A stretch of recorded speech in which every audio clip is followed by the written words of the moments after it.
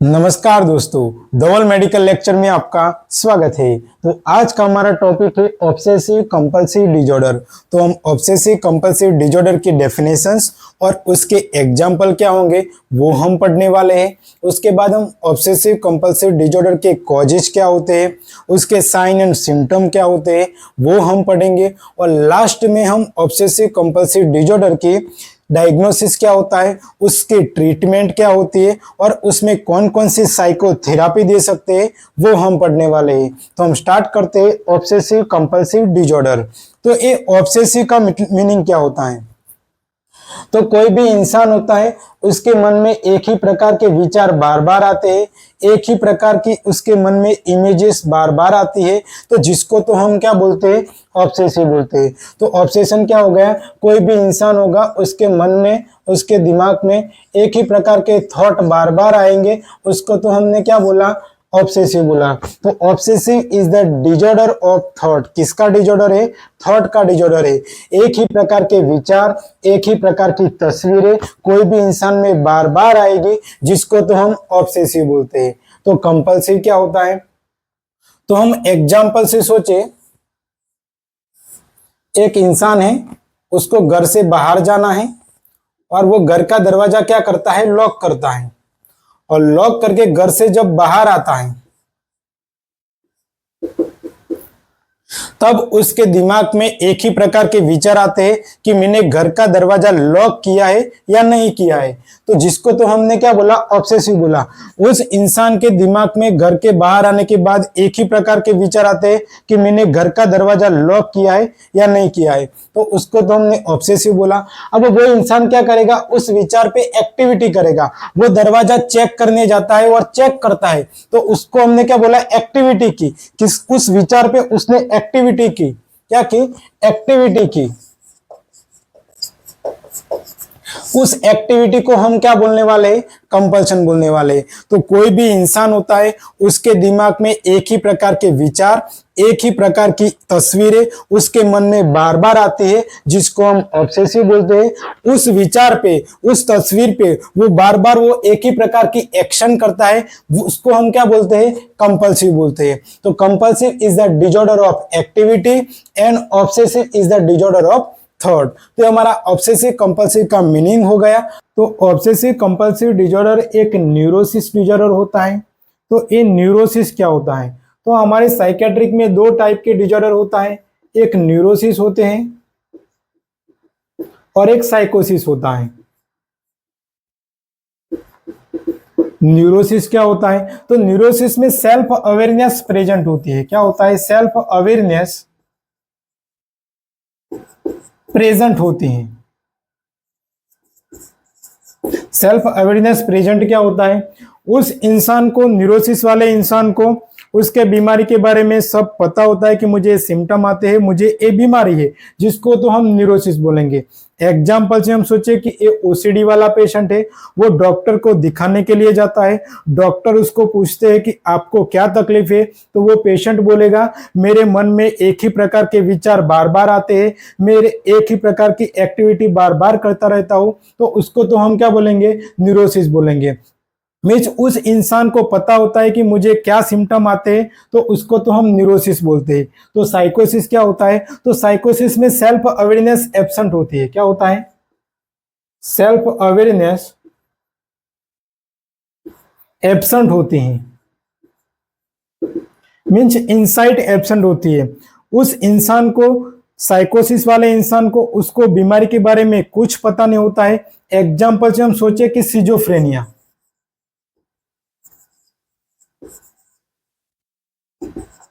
कोई सिजोफ्रेनिया वाला पेशेंट है, उसके फैमिली मेंबर उस पेशेंट को, उस पर्सन को डॉक्टर के पास लेके जाते हैं। डॉक्टर इस पेशेंट, सिजोफ्रेनिया वाले पेशेंट को पूछते हैं कि आपको क्या तकलीफ है, तो ये सिजोफ्रेनिया वाला पेशेंट क्या बोलेगा, मुझे तो कोई तकलीफ नहीं है, ये मेरे फैमिली मेंबर बीमार है, डॉक्टर आप बीमार होंगे, मुझे तो कोई तकलीफ नहीं है। तो इस पेशेंट को उसके बीमारी के बारे में कुछ पता नहीं होता है, जिसको तो हम साइकोसिस बोलने वाले हैं। न्यूरोसिस क्या हो गया, न्यूरोसिस वाले पेशेंट में उसके बीमारी के बारे में पता होता है। ओसीडी वाले पेशेंट को पता होता है कि मुझे बार बार मेरे मन में विचार आते हैं, बार बार मैं कोई एक्टिविटी करता हूं, जिसको तो हम क्या बोलेंगे, न्यूरोसिस बोलेंगे। तो obsessive compulsive disorder is a neurosis disorder होता है। अब हम पढ़ेंगे डेफिनेशन ऑफ ऑब्सेशन। ऑब्सेशन क्या होता है, उसकी डेफिनेशंस क्या होती है। तो कोई भी इंसान होता है, उसके मन में, उसके दिमाग में एक ही प्रकार के विचार बार बार आते रहते हैं, एक ही प्रकार की तस्वीरें उसके मन में बार बार बनती है। वो उस तस्वीर को, उस विचार को स्टॉप करने की कोशिश करता है, रिमूव करने की कोशिश करता है, बट वो विचार बार बार आता रहेगा और वो स्टॉप नहीं कर पाएगा, जिसकी वजह से उस इंसान में एंजाइटी डेवलप होती है और स्ट्रेस डेवलप होता है, जिसको तो हम क्या बोलेंगे, ऑब्सेशन बोलेंगे। तो obsession is a unwelcome ideas, thought, impulses, images come in person's mind in repeatedly and stereotype manner। Means उस इंसान के दिमाग में एक ही प्रकार के आइडियाज, थॉट, इम्पल्सेस और इमेजेस बार बार आती रहती है, रिपीटेडली आती रहती है। वो इंसान उस थॉट को, उस इमेज को स्टॉप करने की कोशिश करता है, रिमूव करने की कोशिश करता है, बट वो सक्सेस नहीं हो पाता है, जिसकी वजह से उस इंसान में एंजाइटी और स्ट्रेस डेवलप होता है, जिसको हम क्या बोलते हैं, ऑब्सेशन बोलते हैं। अब ये कंपल्सन क्या होता है, तो एग्जाम्पल से हम सोचे कि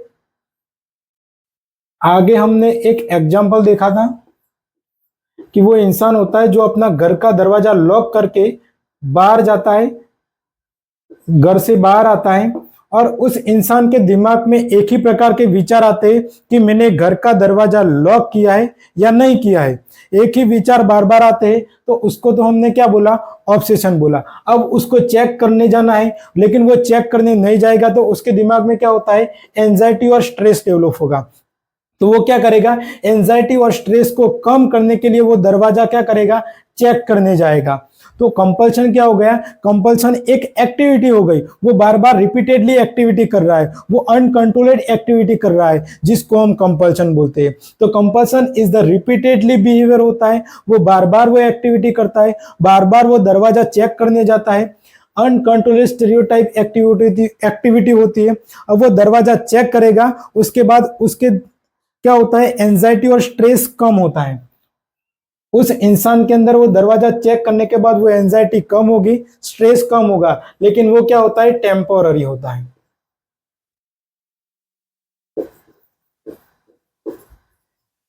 क्या होता है, टेम्पोररी होता है। दरवाजा चेक करने के बाद उसके दिमाग में, उसके मन में एंजाइटी कम होगी, उस इंसान में एंजाइटी कम होती है, स्ट्रेस कम होता है। अब वापस वो रास्ते पे आएगा, घर के बाहर आएगा, और वापस उसके दिमाग में विचार आएगा कि मैंने दरवाजा लॉक किया है या नहीं किया है। तो वापस उसके दिमाग में एंजाइटी और स्ट्रेस डेवलप होता है। तो ऐसे इंसान को हम क्या बोलेंगे, इस इंसान को कौन सी बीमारी है, ओसीडी बीमारी है, ऑब्सेसिव कंपल्सिव डिसऑर्डर है।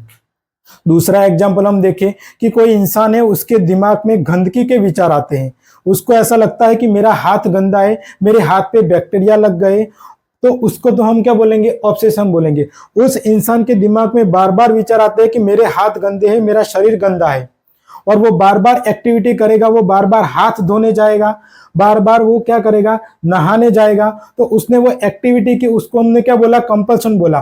मीन्स रिपीटेडली बिहेवियर हो गया, बार बार वो नहाने जाएगा, बार बार वो हाथ धोने जाएगा, अनकंट्रोलेड हो गया, अनकंट्रोलेड स्टीरियोटाइप एक्टिविटी हो गई।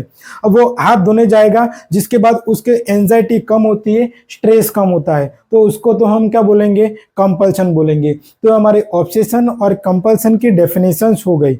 अब हम पढ़ने वाले ऑब्सेसिव कंपल्सिव डिसऑर्डर में कौन कौन से एग्जाम्पल होते हैं।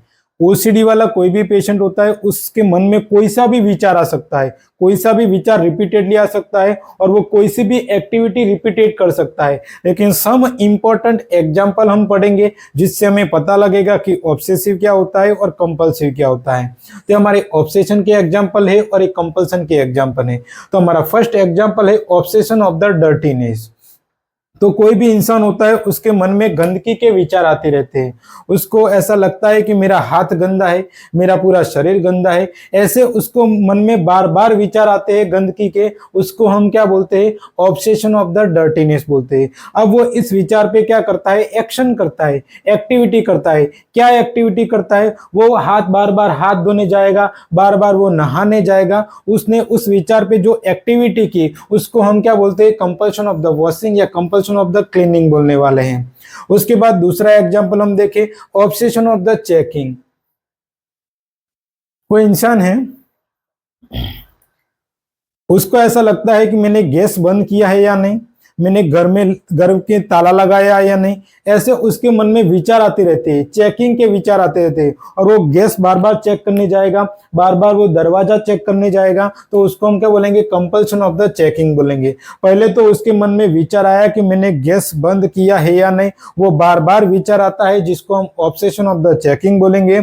और वो बार बार वो एक्टिविटी करके चेक करने जाता है जिसको हम कंपल्शन ऑफ द चेकिंग बोलने वाले हैं। उसके बाद आता है obsession of the counting. Example से हम सोचे कि हम कोई इंसान है, उसको हमने 10-10 के 20 नोट दिए। अब उसको ऐसा लगेगा कि ये 20 नोट में कम तो नहीं है, और बार बार उसके मन में विचार आते रहते हैं कि ये 10-10 के नोट 20 में कम तो नहीं है या ज्यादा तो नहीं है। और वो बार बार उसके मन में विचार आएंगे जिसको हम क्या बोलते हैं? ऑब्सेशन ऑफ द काउंटिंग बोलने वाले हैं। अब वो उस पे एक्शन क्या करेगा? वो बार बार वो पैसे क्या करेगा? गिनता रहेगा। तो उसको हम क्या बोलेंगे? कंपल्शन ऑफ द काउंटिंग बोलने वाले हैं। उसके बाद आता है ऑब्सेशन ऑफ द रिलीजियस।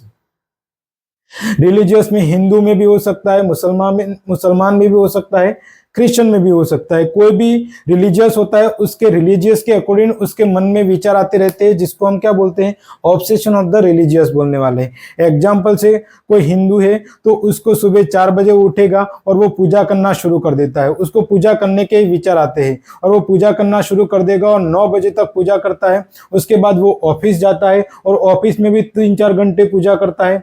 उसको ऐसा लगता है कि मैंने अच्छी तरह से पूजा नहीं की, और बार बार पूजा करने के थॉट आते हो, विचार आते हो उसके मन में, और वो क्या करेगा? बार बार पूजा करेगा। उसको हम क्या बोलेंगे? कंपल्शन ऑफ द रिलीजियस बोलेंगे। तो पहले तो उसके मन में क्या है? पूजा करने के, भगवान से प्रार्थना करने के विचार आते हैं जिसको हम ऑब्सेशन ऑफ द रिलीजियस बोलेंगे। उस विचार पे उसने एक्टिविटी क्या की? उस विचार पे उसने एक्टिविटी ये की कि वो बार बार क्या करेगा? मंदिर में जाएगा, बार बार वो पूरा दिन भगवान की मूर्ति के सामने बैठा रहेगा और वो पूजा करता रहेगा, जिसको हम क्या बोलेंगे? कंपल्शन ऑफ द रिलीजियस बोलेंगे। कोई मुसलमान है तो वो नमाज पढ़ता है, एक दिन में 3-4 बार पढ़ता है। तो जो मुसलमान है तो एक दिन में 500 बार नमाज पढ़ेगा। उसको लगेगा मैंने अच्छी तरह से नमाज नहीं पढ़ी, तो वो बार बार नमाज पढ़ता रहता है। तो उसको हम क्या बोलेंगे? पहले तो उसके मन में नमाज पढ़ने के विचार आता है कि मैंने अच्छी तरह से नमाज नहीं पढ़ी, तो उसको हम ऑब्सेशन ऑफ द रिलीजियस बोलेंगे। और वो बार बार नमाज पढ़ने जाएगा जिसको हम कंपल्शन ऑफ द रिलीजियस बोलने वाले हैं। उसके बाद कोई ऐसे इंसान भी होते हैं जिनको ऑब्सेशन ऑफ द सेविंग के विचार आते रहते हैं कि मैंने अच्छी तरह से सेविंग नहीं की, तो उसको हम ऑब्सेशन ऑफ द सेविंग बोलेंगे। और उस ऑब्सेशन ऑफ द सेविंग के विचार पे वो क्या करेगा? एक्शन करेगा, एक्टिविटी करेगा। क्या एक्टिविटी करेगा? वो बार बार क्या करता रहेगा? सेविंग करता रहेगा, जिसकी वजह से उसके स्किन भी डैमेज हो सकती है, जिसको हम क्या बोलेंगे? कंपल्सन ऑफ द सेविंग बोलेंगे। कोई ऐसे भी पर्सन होते हैं जिनको ऑब्सेशन ऑफ द सेक्स के भी बार बार विचार आते रहते हैं। जो भगवान के प्रति सेक्स के विचार आते हैं, उनके फैमिली मेंबर के प्रति सेक्स के विचार आते हैं, जिसको हम क्या बोलते हैं? ऑब्सेशन बोलते हैं। उस विचार को वो स्टॉप करने की कोशिश करता है, रिमूव करने की कोशिश करता है, बट वो उस विचार स्टॉप नहीं कर पाते, रिमूव नहीं कर पाते, और उसकी वजह से उस इंसान में एंजाइटी और स्ट्रेस डेवलप होता है, जिसको हम क्या बोलते हैं? ऑब्सेशन ऑफ द सेक्स बोलने वाले हैं। उसके बाद पैटर्न और सिमेट्री। बहुत सारे ऐसे पर्सन होते हैं, उनको ऐसा लगता है कि कोई भी चीज सब सिमेट्री में होनी चाहिए, सब पैटर्न में होने चाहिए। वो चप्पल देखेंगे तो सब पैटर्न में रख देंगे, वो बुक्स देखेंगे तो सब पैटर्न में रख देंगे, सब चीज उनको पैटर्न में रखनी चाहिए होती है। तो उसको हम क्या बोलेंगे? ऑब्सेशन ऑफ द पैटर्न और सिमेट्री ऑफ द पैटर्न होता है। तो हमारे सम एग्जाम्पल है जिससे हमें पता लगता है कि ऑब्सेशन क्या है और कंपल्शन क्या है। अब हम पढ़ने वाले हैं ऑब्सेसिव कंपल्सिव डिसऑर्डर के कॉजेज क्या होते हैं और उसके साइन एंड सिम्टम क्या होते हैं। तो हम फर्स्ट वन पढ़ेंगे कॉजेज क्या होते हैं, जिसमें हमारा फर्स्ट वन है जेनेटिक फैक्टर और फैमिली हिस्ट्री। जेनेटिक फैक्टर में क्या होता है? मदर या फादर में ओसीडी डेवलप हुआ है तो उसके चिल्ड्रन में भी क्या होगा, ओसीडी डेवलप होती है, क्योंकि डिफेक्टिव जीन मदर और फादर में चिल्ड्रन में ट्रांसफर होते हैं, जिसकी वजह से ओसीडी डेवलप हो सकती है। दूसरा फैक्टर है हमारा न्यूरोट्रांसमीटर। न्यूरोट्रांसमीटर क्या होता है, तो न्यूरोट्रांसमीटर हमारे ब्रेन में डिफरेंट केमिकल्स होते हैं जो जिसका लेवल इम्बेलेंस हो जाने की वजह से ओसीडी डेवलप होती है, जिसमें हमारा मेनली होता है सेरोटोनिन लेवल। तो सेरोटोनिन का लेवल डिक्रीज हो जाने की वजह से ओसीडी डेवलप हो सकती है। उसके बाद आता है ऑर्गेनिक फैक्टर। हमारे ब्रेन में कोई इंफेक्शन लग गया है, हमारे ब्रेन में एट्रोफी हो गई है, ब्रेन में सेल की साइज डिक्रीज हो गई है, जिसकी वजह से हमारे ब्रेन में केमिकल इम्बैलेंस हो जाता है और ओसीडी डेवलप हो सकती है। उसके बाद है एनवायरमेंटल फैक्टर। कोई पैथोजेनिक फैमिली पैटर्न है, कोई एनवायरमेंटल फैक्टर है, जिसकी वजह से क्या हो सकता है, ओसीडी डेवलप हो सकती है। स्ट्रेस की वजह से भी हो सकती है। स्ट्रेस की वजह से केमिकल्स इम्बैलेंस हो जाएगा, सेरोटोनिन लेवल डिक्रीज हो जाएगा और ओसीडी डेवलप हो सकती है। ये सम रिस्क फैक्टर है जिसकी वजह से ओसीडी डेवलप हो सकती है। ऐसा कोई पर्टिकुलर रीजन नहीं है कि इसकी वजह से ही ओसीडी डेवलप हो सकती है, लेकिन ये हमने कॉजेज पढ़े जिसकी वजह से हो सकती है, ये हमने कॉजेज देखे। उसके बाद आता है sign and symptom of the OCD. OCD में कौन कौन से साइन एंड सिम्टम हो सकते हैं, जिसमें हमारा फर्स्ट वन है प्योर ऑब्सेशन। तो प्योर ऑब्सेशन भी देखने को मिल सकता है। प्योर ऑब्सेशन में हमको प्योर काउंटिंग का मिल सकता है, चेकिंग का मिल सकता है, रिलीजियस का मिल सकता है, डर्टीनेस का मिल सकता है। तो प्योर ऑब्सेशन मिल सकता है। हमको मिक्स्ड ऑब्सेशन और कंपैशन मिल सकता है।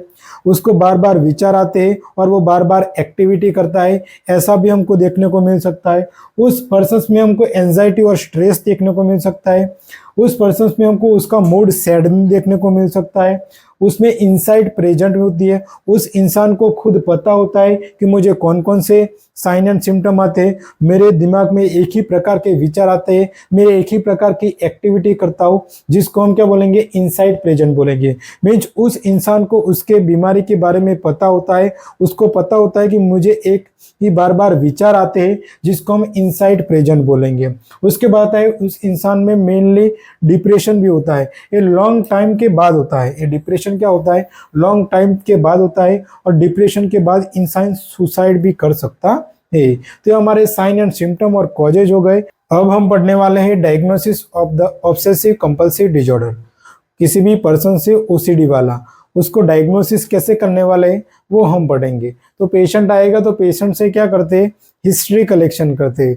हिस्ट्री कलेक्शन में पेशेंट की प्रेजेंट हिस्ट्री क्या है, पेशेंट की पास्ट हिस्ट्री क्या है, पेशेंट की मेडिकल हिस्ट्री क्या है, वो कलेक्शन करते हैं। उसके बाद पेशेंट में कोई फैमिली मेंबर में ओसीडी है या नहीं, ऐसे फैमिली हिस्ट्री भी कलेक्शन करते हैं। उसके बाद पेशेंट का फिजिकल एग्जामिनेशन करते हैं। पेशेंट का मेंटल स्टेटस एग्जामिनेशन क्या है वो चेक करते हैं। पेशेंट में इनसाइट प्रेजेंट है या नहीं वो चेक करते हैं। उसके बाद पेशेंट में क्या करते हैं, एमआरआई और सीटी स्कैन करवाते हैं।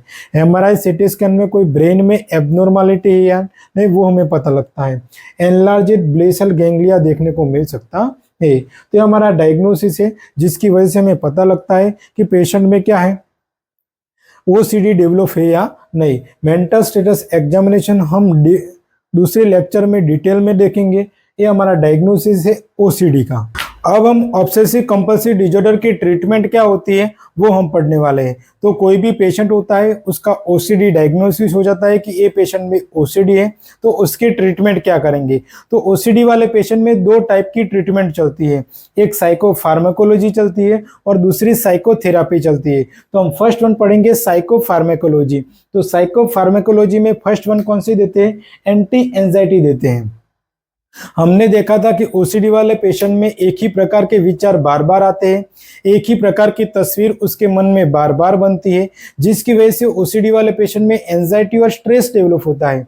तो हम एंजाइटी और स्ट्रेस कम करने वाली दवाई देते हैं, जिसको हम क्या बोलते हैं, एंटी एंजाइटी बोलते हैं। तो एंटी एंजाइटी क्या हो गई, ओसीडी वाले पेशेंट में एंजाइटी और स्ट्रेस का लेवल क्या करती है, डिक्रीज करती है। तो इसमें कौन कौन सी ड्रग आती है, एल्प्राजोलम आती है, डाइजेपाम आती है, क्लोनाजेपाम आती है, लोराजेपाम आती है, मिडाजोलम और इटाजोलम आती है, जो ओसीडी वाले पेशेंट में एंजाइटी और स्ट्रेस का लेवल को क्या करती है, डिक्रीज करती है। उसके बाद दूसरी दवाई देते हैं, एंटी डिप्रेसेंट देते हैं।